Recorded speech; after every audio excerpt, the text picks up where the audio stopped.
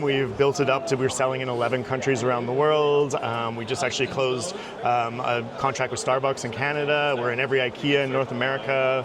We do most of the water for HBO, Netflix, Disney Plus, Paramount Plus in North America for all their movie sets and TV shows.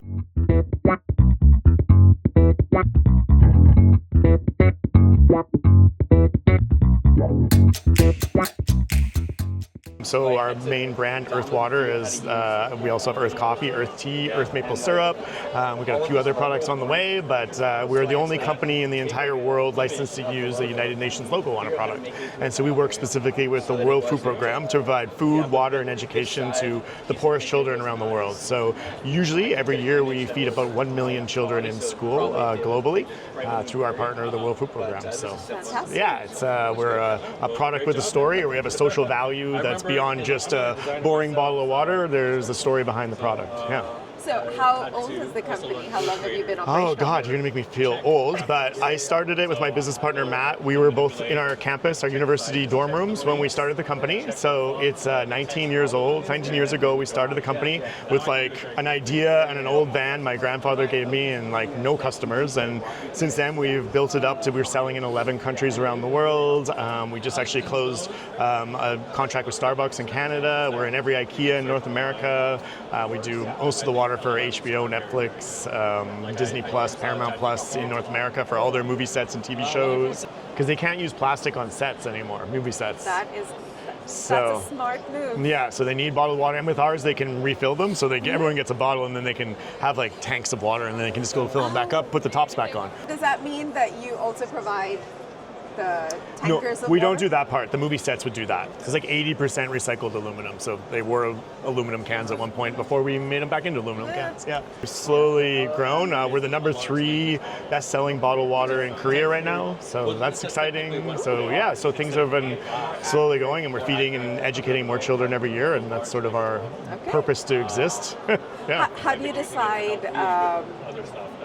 where kids get fed? It's a good question. So what happens is the United Nations comes to us with like usually a short list of places in the world that has the greatest need.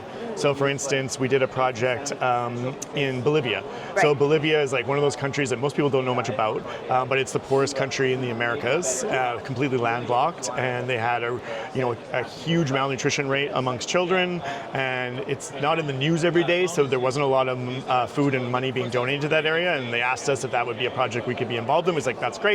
It fits us perfectly what we want to do, sort of do projects that no one else is sort of thinking about. And so yeah, we provided almost 1 million school meals there over several years in Bolivia. So really it's the World Food Program who are the experts. They know where the need is, and we just try to follow their lead. But yeah, generally that's how we choose. And we do try to move around the world a little bit. So we do one in Bolivia, and then we'll be in Tajikistan, and then we'll go to Sri Lanka, and then we do try to not do projects in the same place. We try to go around the world and do different projects in different places, try to be a bit of a global help when we can. So yeah.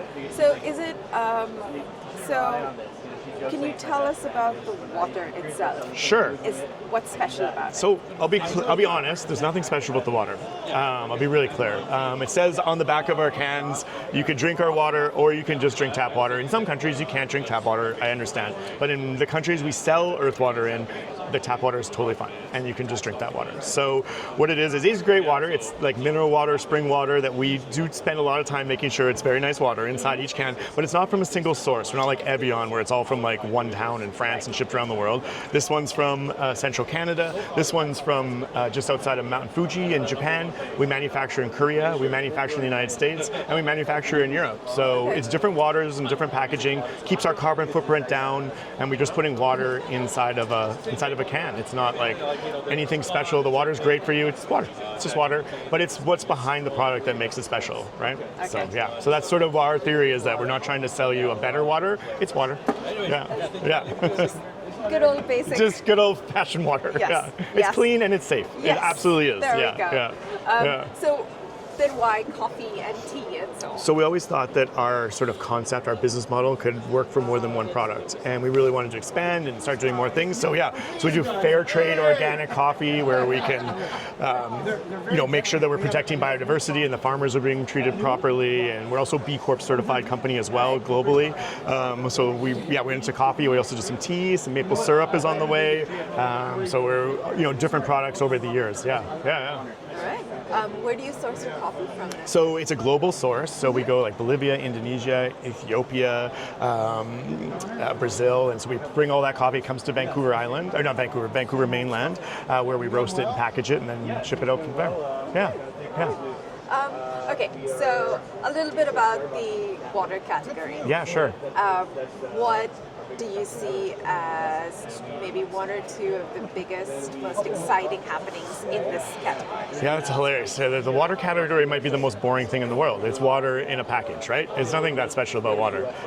In fact, if we didn't have a social value, we would just be another boring bottle of water. And I don't know how you sell that, to be completely honest. So as far as exciting goes, I think it's just around sustainable packaging and sustainable sourcing of the actual water, which is something we spend a lot of time on. So we're making sure that the packaging is the greenest packaging that we can get, that's available right now in our market, and that has the smallest carbon footprint, which we feel that we have done.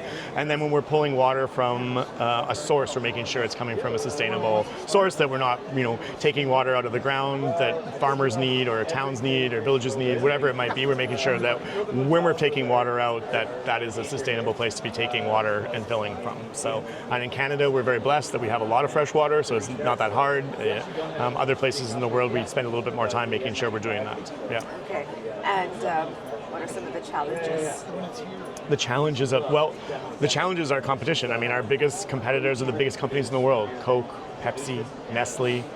Those are huge multinational companies with billions of dollars in marketing funds. And to be honest, we have no marketing funds. We're trying to help provide food, water, and education to children. So competing against those brands is difficult. with shelf space, and Coke products they own 50 different brands. You don't even know they're a Coke product sometimes, and they're everywhere. And they can be in every vending machine, and they can pay for exclusivity arrangements, which is difficult. Like for instance, stadiums or even entire cities could be entirely Coke brand only products allowed because they paid money to have that the case. So it's difficult to compete. There's a real limited access to the market in some cases. In fact, the university where I went to school and came up with this idea was it still is a Coke university, where Coca-Cola has a contract that allows no other products besides Coke products to be sold on the campus. So I can't even sell my own product on the school that I came up with the idea with. Yeah. Yeah. Do you see that having a story with a social message behind it puts you in a stronger position with a consumer group, younger consumers who are exactly. You're exactly correct. And we feel that, I said that our biggest problem is competition, right?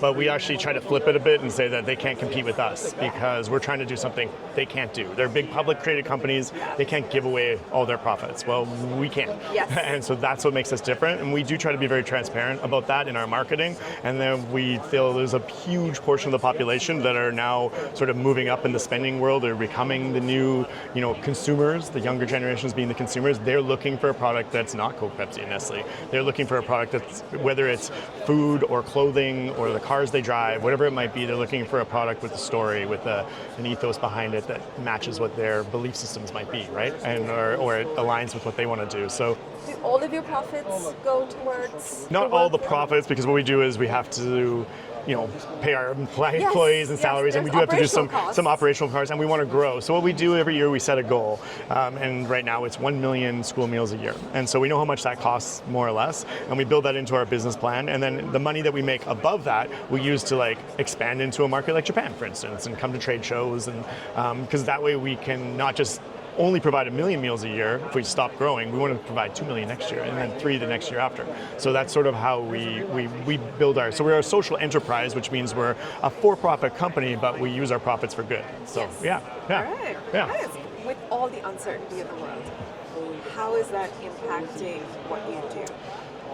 I think it. I mean, it just sort of gives us more drive in that maybe this is the because when we first started, people didn't really understand why we were doing what we were doing.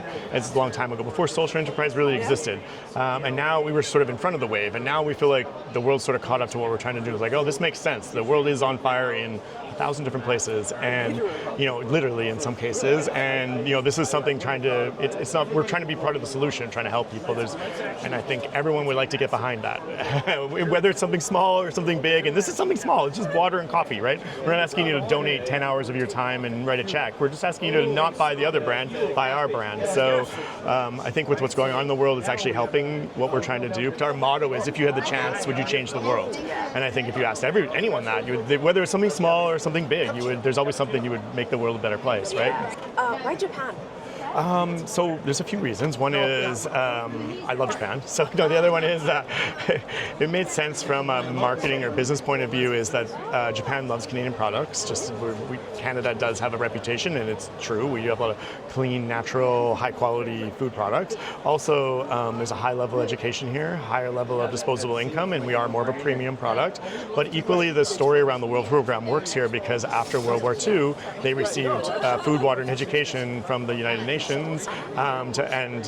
Basically Japan was, wiped out after World War II, and 50 years later became one of the largest economies in the world. So and now Japan is one of the largest donors to the World Food Program globally. So it kind of shows you what can happen if you do, as a society, we decide let's provide food, water, and education to children who really need it, and then 2 generations later, they're the ones providing food, water, and education to kids who really need it. So it shows that it works. I think that's really it. It's like that inspiration that it can work if we just do it. We just have to, as a society, decide we can make a difference if we decide to do this. And it does work because there is evidence, and Korea is the same way. After the Korean War, the Korean government received food, water, and education for children.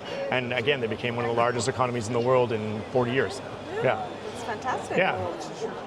Who's next after Japan? Where would you like to expand to? Yeah, we're spending some time on the United States right now. It's obviously a humongous market. Europe, and then Taiwan and Hong Kong are on our list as well. But yeah, we're just a little company, so we have to go slow. But we definitely have plans to expand around the world. Yeah. It's fantastic. Yeah. What a great story. Thank you. Yeah.